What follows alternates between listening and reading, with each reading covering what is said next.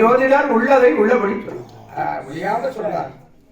17 நாளுக்குள்ள பக்தா வருவார். 21 நாளையில் கண்டிப்பா நீங்க தாலி வெட்டி பார்க்கலாம். அதுவும் சொந்தமான மாப்பிள்ளை முற மாப்பிள்ளை வருவார்.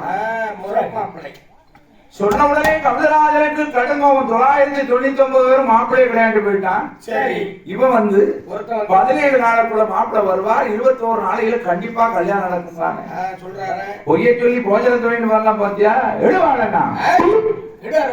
அப்ப மந்திரி பார்த்தான், மன்னா இவன் மாத கணக்கோ வருட கணக்கோ சொல்லல, 17 நாள் சொல்லியிருக்கான். அது வரைக்கும் இவரை பத்திரமா வச்சிருப்போம். மாப்பிள்ளை வந்தாருன்னா